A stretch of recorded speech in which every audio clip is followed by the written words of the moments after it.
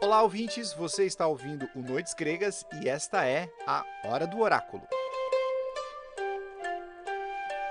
Hoje vamos responder a 3 perguntas enviadas pelos nossos apoiadores, nossos queridos apoiadores, que nos ajudam a manter o Noites Gregas atento e forte. Como esta Hora do Oráculo vai ao ar no dia 12 de outubro, dia que para muitos é um feriado corriqueiro, mas que para milhões e milhões de pais e mães, o que me inclui, como vocês sabem, é Dia das Crianças, o episódio de hoje é quase temático e em homenagem às baixinhas e aos baixinhos. 2 das perguntas são de apoiadores que intercedem por seus filhos, que querem saber mais sobre as histórias, é claro, do Hércules.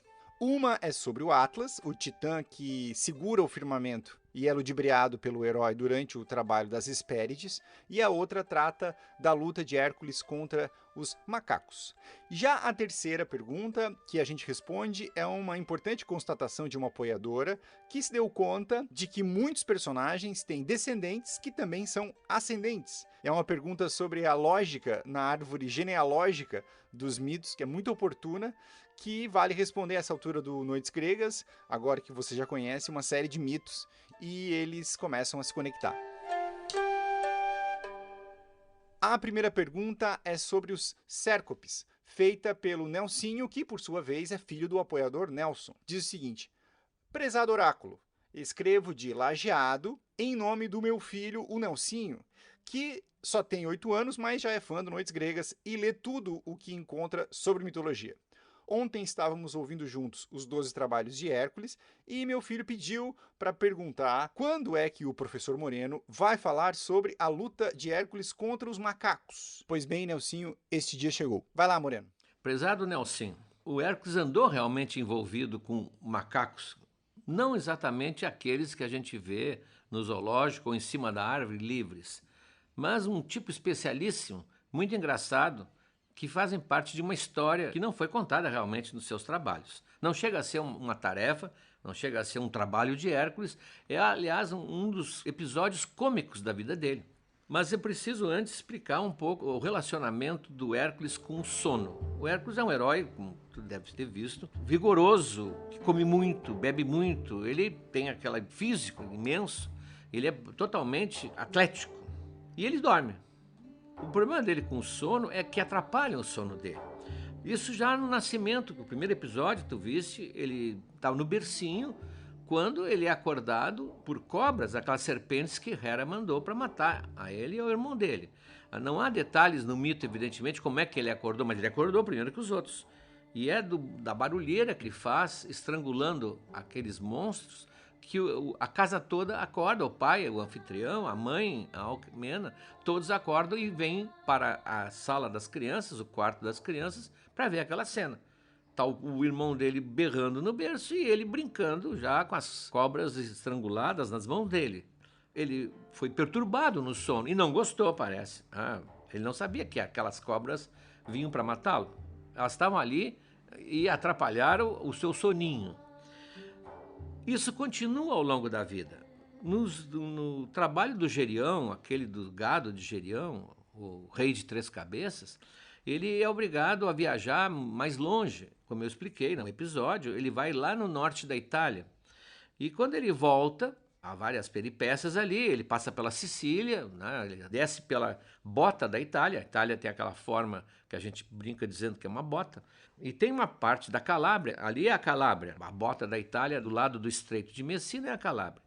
Ali tem um rio e que uma lenda dizia, e alguns dizem que até hoje é verdade, que as cigarras, que cantam muito forte no verão, e a Itália tem aquele verão magnífico, as cigarras cantam de um lado do rio, na outra margem não cantam. É estranhíssimo, há um silêncio das cigarras. A explicação associa a Hércules. Ele passou por ali, voltando do trabalho do Gerião, depois de ter recolhido o rebanho que tinha atravessado o Estreito de Messina, toda aquela trabalheira, e ali ele resolve dormir, tirar uma sesta, como se diz. E evidentemente está em pleno verão e as cigarras estão infernais. E ele faz um pedido a Zeus que diz: olha, assim não dá para dormir, pai. E o Zeus teria dado a ele o silêncio das cigarras. Por isso, elas não ousariam até hoje cantar naquele lado do rio, daquela margem, para não perturbar o sono de Hércules, porque ninguém deve perturbar. Bom, as coisas continuam.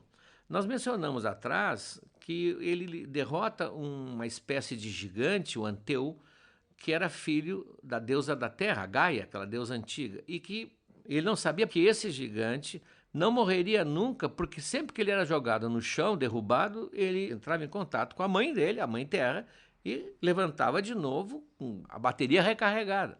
Até que ele se dá conta disso e vai matá-lo no ar. Ele suspende ele no ar e termina esmagando o tórax dele com seus braços musculosos. Se tocasse com o pé no chão, ele voltaria de novo à força que tinha.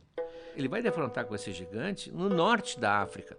Os antigos chamavam de Líbia. Líbia é um país para nós hoje, mas a Líbia ou Etiópia, para os gregos, era a África, que eles não conheciam muito, eles conheciam mais o norte, jamais tinham descido, né, no continente. Então ele vai, cansado da luta, vai dormir. Novamente lá vai o Hércules dormir.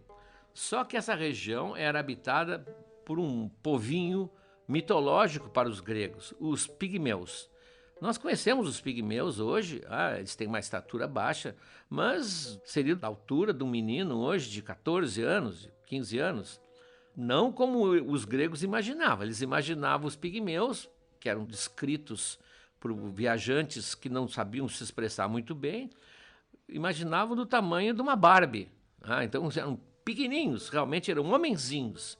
E esses homenzinhos, essa tribo, era partidária do Anteu. Seguiam o Anteu, gostavam do Anteu, eram protegidos pelo Anteu.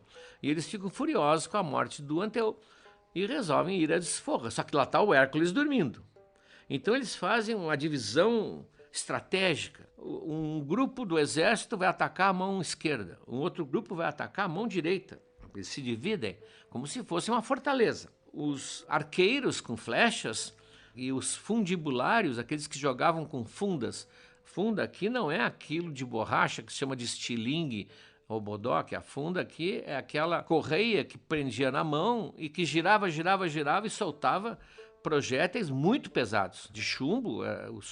Eram armas terríveis contra a infantaria. Então esse grupo de arqueiros e fundibulários vão atacar a cabeça, tentar acertar uns olhos. O rei dos pigmeus, que é o mais importante, chefia um grupo que vai se dirigir à boca e ao nariz, vai tentar tapar o nariz com um portão que eles levam, botar fogo no cabelo. É toda uma operação de guerra. Só que, evidentemente, quando eles começam a mexer no Hércules, o Hércules acorda. Acorda, levanta, se espana, assim como se estivesse cheio de formiga, e os pigmeus caem pelo chão, fogem desesperados, e o Hércules só pode rir da audácia dos pequeninhos. Isso é importante eu contar isso, porque muitos pintores no Renascimento, 1500, 1600, pintaram essa cena do gigante Hércules no chão, com os pequeninhos atacando em várias direções. E baseada nessa imagem, aquele escritor inglês, o Swift, resolveu criar a figura do Gulliver, que vai na terra de Lilliput, né, dos pequeninhos, que também o amarram quando ele está dormindo, e quando ele acorda, eles consideram que ele está preso, quando na verdade ele não está. Até aí não entrou macaco na história, mas o macaco vai entrar. Quando ele passa aquele período com a rainha Ônfale, com a qual ele troca de roupa, que apareceu na hora do oráculo anterior, ele está numa região que é chamada Lídia, que ficava ali na parte da Turquia, na Ásia Menor, e ele vai ter um encontro, também dormindo, com dois personagens muito arteiros, como dizia a minha avó. Quem conhece a tradição do Pedro Malas Artes, por exemplo, eles eram dois jovens que passavam a vida inteira viajando pelas estradas e pregando peças, pegadinhas, das mais variadas espécies, eram os sércopes. E a mãe deles dizia, olha, vocês vão terminar tendo problemas. E eles se transformavam em várias coisas e, portanto, ninguém conseguia pegá-los. Era um inferno para os viajantes.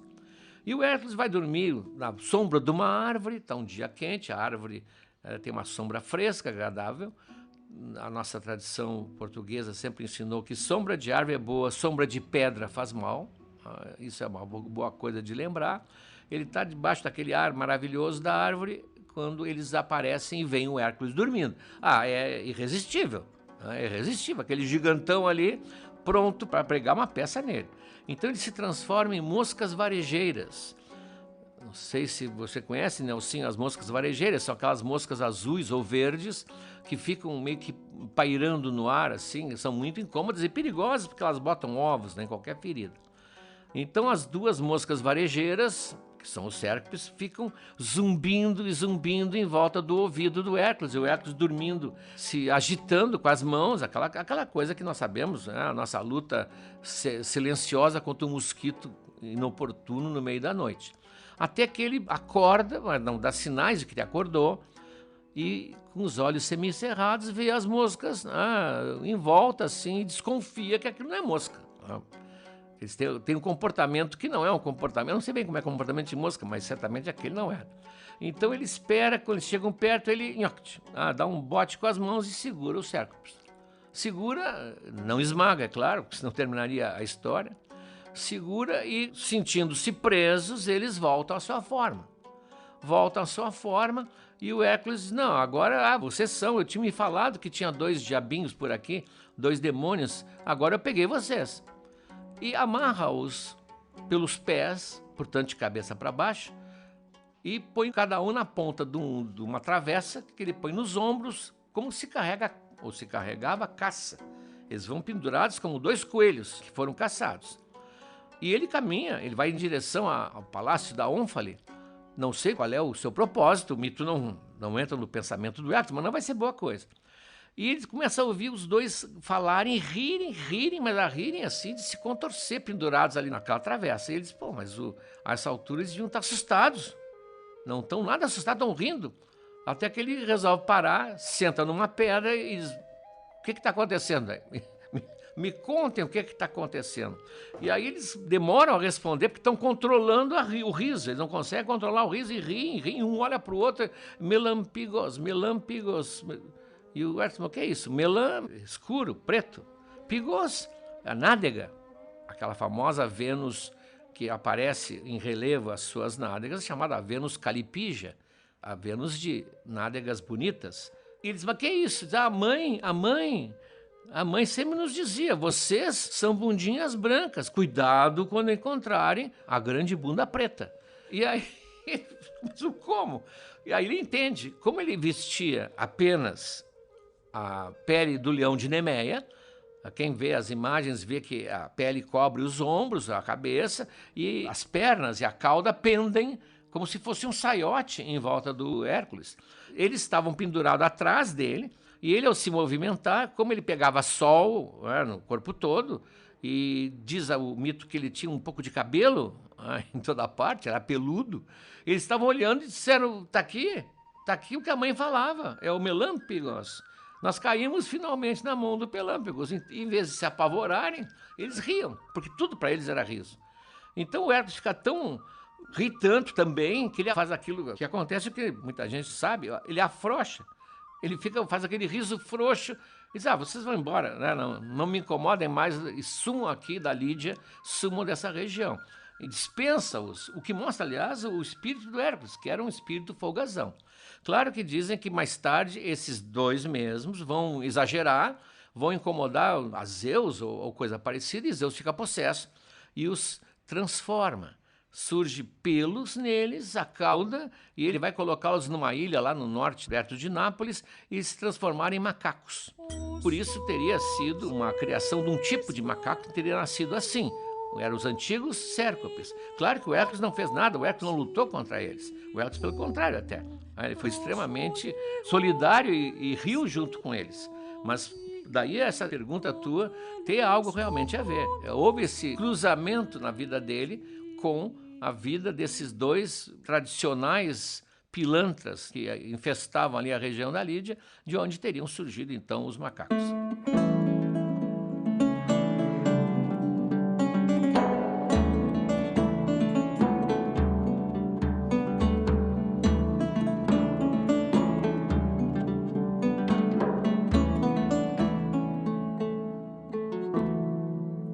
A segunda pergunta é a seguinte. Mestre Moreno, boa noite. Aqui é o Alexandre Seawold, de São Leopoldo, morando agora no Rio de Janeiro. Enquanto acompanho atentamente o Noites Gregas, leio o Monteiro Lobato para os meus filhos. A Larissa, de 9 anos, e o Gustavo, de 6 anos, querem saber, por que o Atlas deve suportar a abóbada celeste nas costas? O Atlas merecerá um episódio em algum momento? Parabéns pelo excelente trabalho da equipe Noites Gregas. Vai lá, Moreno. Caro Alexandre, e também, evidentemente, a Larissa e o Gustavo. O Atlas não é um personagem que apareça em muitos mitos, por isso não vai merecer um episódio. Mas ele merece uma explicação, porque ele é importante, inclusive, nos nossos bancos escolares, quem estuda geografia. Atlas era um dos titãs, e essa presença dos titãs, que é muito hoje explorada em jogos, em RPG, em games, porque permite um grande grupo de guerreiros lutando, não era tão importante assim na Grécia. Os titãs pertencem àquela geração do pai de Zeus. Crono era um titã, Rhea era uma titã, uma titonesa, como chamam, uma titânia, uma titanisa, como quiserem o feminino. E esse grupo é destronado por Zeus. Todo esse podcast, ele parte do Olimpo, e o Olimpo representa a derrota dos titãs. Os titãs, quando são derrotados, surge a nova ordem, os deuses vão para o Olimpo e, portanto, os antigos têm que ser colocados em algum lugar. A maior parte vai para a prisão, porque eles fazem uma rebelião contra essa nova ordem, contra esses novos que estão destronando os antigos, e como são vencidos, eles são colocados no Tártaro, naquelas prisões mitológicas que eu já mencionei aqui, que nós vamos continuar mencionando. O Atlas, ele seria o chefe de um grupo, um líder, e o Zeus, então, o castiga, dando a ele uma tarefa muito pesada, que é sustentar a abóbada celeste, o firmamento. Tão pesada que geralmente a representação é ele ajoelhado, fazendo força com os ombros musculosos, né, gigantescos, com as mãos no ar, tentando se equilibrar e não conseguindo sequer ficar de pé. Ele está sendo punido. Ele apareceu, vocês devem lembrar, no episódio das Hespérides. Foi no episódio anterior, o 4º episódio de Hércules, em que aparecem vários trabalhos dele. Ele ficaria como guardião também do Jardim das Hespérides, onde tem aqueles pomos dourados e que Hércules tem que levar alguns para o Euristeu. Vários lugares foram sugeridos para onde ele estava. Onde é que ele ficava? Onde é que ele apoiava os pés? Em que região da Terra? E, normalmente, a opinião mais aceita é que ele ficava no norte da África, ali onde seria hoje Marrocos, mais ou menos. E o que ele sustentava exatamente? Eu também, como tudo na mitologia, como vocês devem ter notado até agora, tudo é discutível. Há versões, são 1000 e tantos anos de historiadores, de inventores, de criadores, de narradores. Ele sustentava só a abóbada celeste, ou sustentava a terra, ou sustentava a terra e a abóbada celeste. Há várias teorias. A lógica, que é sempre muito forte nos gregos, nos diz que ele não poderia sustentar a terra porque os seus pés estão colocados na terra. Ele sustentava, portanto, o céu e mais, um céu em forma de globo. Por que eu faço essa ênfase? Porque Homero já dizia que Atlas estudou e descobriu o firmamento, o movimento dos planetas e que havia uma abóbada circular sobre nós. Ele que teria sido o autor dessa ideia.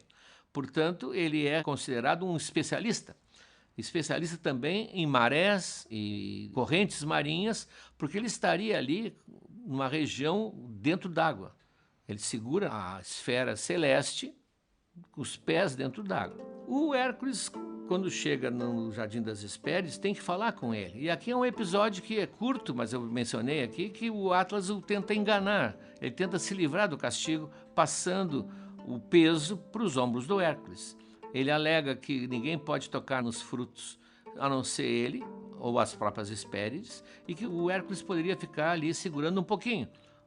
Cuida aqui um pouquinho que eu já volto. Claro, quando ele volta, ele não quer retomar o peso, ele não quer retomar o castigo, porque ele vai fugir, finalmente, daquela prisão que lhe impôs Zeus.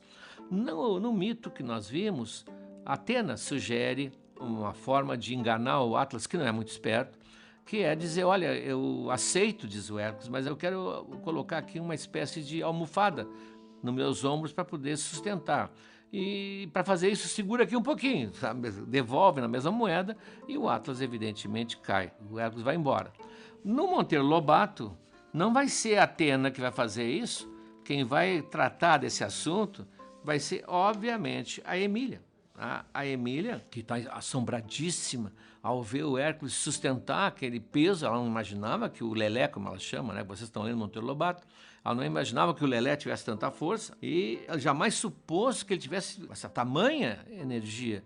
E ela fica assustada, porque ele começa a ficar suando, as veias começam a ficar expandidas, e ele diz, não, a frase dela, não abusa dessa maneira, Lelé, larga disso.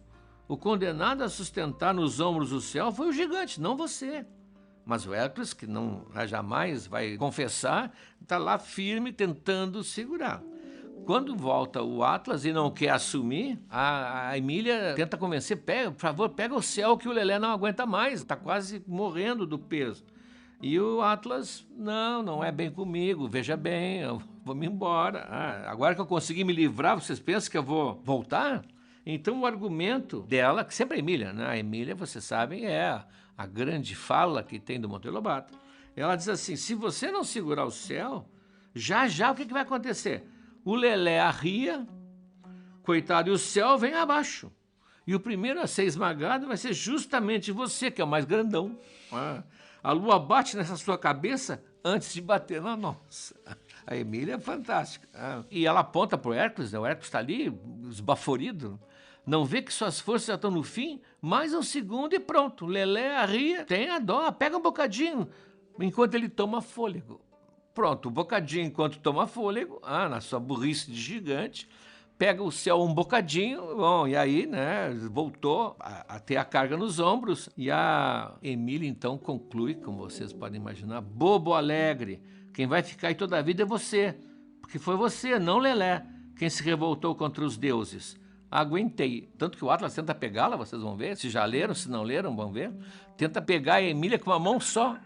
Solta uma das mãos do firmamento e a Emília se esquiva e lá se vai embora, deixando como deveria estar no seu lugar.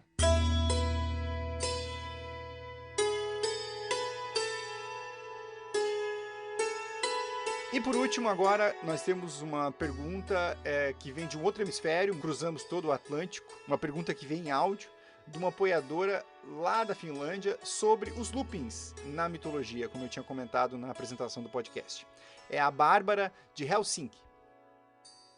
Oi, professor, meu nome é Bárbara, eu falo de Helsinki.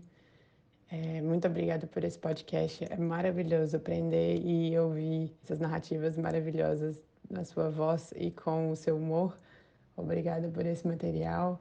Eu tenho uma dúvida que eu já tentei ouvir os episódios de novo e eu ainda não consegui fazer sentido desta lógica. Talvez não tenha, mas eu estou muito curiosa e por isso que eu queria a sua perspectiva nesse assunto. É sobre Hefesto e tem aquele episódio que ele prende Hera no trono e Zeus promete Afrodite para quem conseguir convencer ele a vir e desprendê-la do trono. E Ares vai e não consegue. Depois vai Dionísio e ele traz Hefesto e divide o vinho com ele, traz ele pro Olimpo e aí consegue que Hefesto solte Hera e aí Hefesto fica com Afrodite. E aí na lógica, eu não lembro se eles têm um filho ou não, mas o filho de Ares com Afrodite é Harmonia, que vai ter a Semele, que vai ficar com Zeus e que aí Dionísio vai nascer. Fez sentido o que eu falei? Isso que eu tô muito confusa. Porque o Dionísio veio, parece que depois, e eu lembro que você falou que Afrodite, na época que ela casou com Hefesto, estava grávida de Ares, essa é a suposição, né? Porque eles não tiveram filhos juntos, Afrodite e Hefesto. Só que como que Dionísio foi ajudar se ele já teria nascido? Prezada apoiadora, sim, é um buraco na lógica, como você muito bem percebeu. Mas isso acontece muito na mitologia. Qualquer história da mitologia foi contada e recontada durante 2.500 anos. Então as versões vão se acumulando como camadas e nem sempre elas concordam, principalmente na cronologia. Um caso muito simples, que você lembra, é o caso do nascimento de Atena. Atena é uma filha que nasce da cabeça de Zeus, portanto é uma filha que não tem mãe. Claro que teve a mãe geradora inicial, mas como nós vimos, Zeus engole a Metis e depois de completado o termo da gravidez, ele vai dar à luz a Atena. Esse nascimento sem a ajuda da mãe vai criar na Hera, a esposa de Zeus, uma indignação muito grande, porque com isso a figura dela parece que foi apagada. E ela resolve retrucar, como se diz, ela resolve reagir e produzir ela também um filho sem a ajuda dos Zeus. Só que dessa tentativa nasce o Hefesto, aquele deus que é considerado um deus diferente. Ele é mais feio, ele é manco, a mãe realmente não, inclusive não gosta dele, tem todo aquele episódio de relacionamento conflituoso dela com ele e ele com ela. Ela o teria arremessado lá de cima do Olimpo, e isso que o deixou com a perna prejudicada. Nós vimos tudo isso. Portanto, nós temos Zeus produzindo Atena como filha e Hera, em resposta, produzindo Hefesto. Só que voltando ao parto, se a gente pode dizer assim, de Atena, Zeus começa a sentir dores de cabeças terríveis. E ele então não sabe o que fazer, porque ele não sabe que vai nascer ali pela cabeça, que é simbólico, aliás. Atena nasce da cabeça de Zeus e, portanto, ela conhece os pensamentos de Zeus. Mas ele não sabe o que fazer, não existe analgésico para tomar, não tem como fazer uma cesariana pela cabeça, e ele pede auxílio de Hefesto. E Hefesto vai lá com suas tenazes, seu machado, uns dizem que é com facão, abre a cabeça de Zeus, e Zeus dá, então, a luz a Atena. Todas as representações gráficas, quem viu as aulas de mitologia na arte, vê Atena saindo, inclusive pronta, com escudo, lança e armadura da cabeça de Zeus. Ora, como é que Hefesto vai abrir a cabeça de Zeus para nascer Atena, se Hera resolveu gerar Hefesto depois que viu Atena nascer? Isso é um looping. Aqui há um choque de versões que deram esse buraco negro, digamos assim, temporal. A gente tem duas atitudes: ou tenta consertar isso inventando ações intermediárias, ou aceita que o mito ele não é como o nosso mundo real, com as mesmas dimensões de espaço temporais. Faz parte do mito essas imprecisões. O que tu apontaste aqui é perfeito, é perfeito. Afrodite é solteira, é filha de Zeus, e ela atrai, evidentemente, a atenção, principalmente de Ares, que é o deus todo atlético, o deus da guerra. Talvez até ela tenha tido um relacionamento com Ares, que o mito não trata disso, mas ela vai ser envolvida como prêmio, sem querer, pelo conflito de Hefesto com a sua mãe, a Hera. Hefesto é magoado, ele acha que a mãe não o reconhece ou não lhe dá atenção, e ele resolve fazer uma vingança muito sutil. Ele é um grande artífice, ele produz inclusive os móveis, as joias, tudo do Olimpo, e ele faz um trono especial para Hera. Teoricamente, uma homenagem à sua mãe, embora a mãe não demonstre afeto por ele. A Hera fica encantada, lembram? Foi narrado num episódio anterior. Senta no trono e o trono tem um sistema que aprisiona Hera ali para sempre, não tem como soltá-la. O segredo só Hefesto tem. E o Hefesto se retira do Olimpo e vai lá para a sua ilha de Lemnos, onde ele caiu quando veio lá de cima e onde ele é muito bem recebido. Ora, Zeus, então, como não sabe como soltar a sua mulher daquele trono, aquela armadilha, promete que quem conseguir soltar terá a mão de Afrodite, dentro daquele sistema patriarcal que é o pai que decide com quem a filha vai casar. E o Ares, imediatamente, claro, é a chance dele, desce e vai falar com o Hefesto, talvez em tom ameaçador, porque ele é o deus da guerra, e o Hefesto, que é um homem muito vigoroso, pega tições incandescentes da sua forja e ameaça o Ares, faz uma chuva de fogo em cima dele, e o Ares volta, como se diz, com o rabo entre as pernas, e vai lá muito desapontado dizer: olha, não consegui, e sente que perdeu Afrodite. Então Diónisos, que é o deus do vinho, da alegria, diz: deixa eu tentar.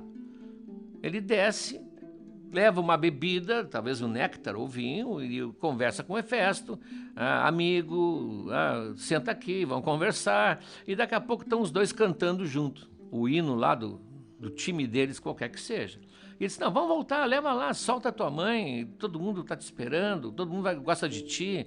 E o Hefesto se convence e os dois sobem, então. Tem várias cenas até pintadas dos dois meio abraçados, assim. O Hefesto claramente borracho, né? E ele solta, então, a mãe que está presa. Só que no caminho, o Dióniso diz, olha, inclusive, se tu soltares a Hera, o Zeus prometeu que daria a mão de Afrodite para quem a libertasse. Tens direito a isso. E o Hefesto também se anima com essa hipótese e realmente ele vai ganhar Afrodite em casamento.